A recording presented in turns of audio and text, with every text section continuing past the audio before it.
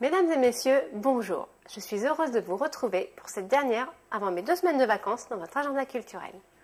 Commençons tout d'abord par le moment fort de ce mois de juillet, l'avant-dernière étape du Tour de France 2012 qui se disputera en contre-la-montre entre Bonneval et Chartres.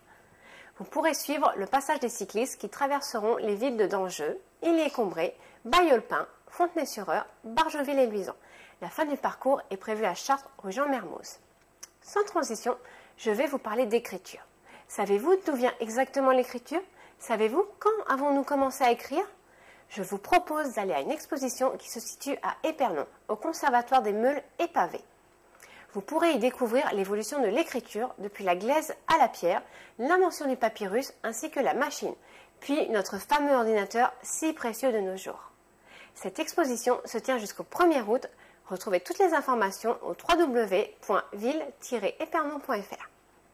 Pour tous ceux qui aiment l'histoire de notre région, Micheline Noir, experte et antiquaire, vous invite à aller découvrir sa galerie du vitrail à Chartres où 120 fragments figuratifs de vitraux du XIIIe au XIXe siècle, tels que mains, têtes, animaux, végétaux, sont exposés.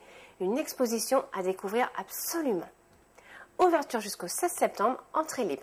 Pour plus de renseignements sur le www.galerie-du-vitrail.com.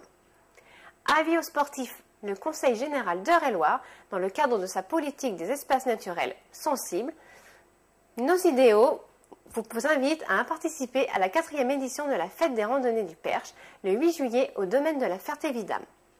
Les 6 balades proposées aborderont différentes thématiques, l'environnement, l'histoire, la gestion différenciée et les étoiles. Une découverte pleine de sensations dans un site à l'ambiance très particulière qui amènera le promeneur à porter un regard différent sur l'environnement qui l'entoure. La fête des randonnées du Perche, c'est aussi des balades naturelles pour les familles, des randonnées actives pour les enfants et les adolescents, des promenades culturelles pour les adultes, comme la chapelle de Réveillon, forêt et prairies humides des Mousseuses, des animations et des démonstrations de sport nature pour tous. Pour télécharger le programme et la fiche d'inscription au www.vivre-le-perche.fr.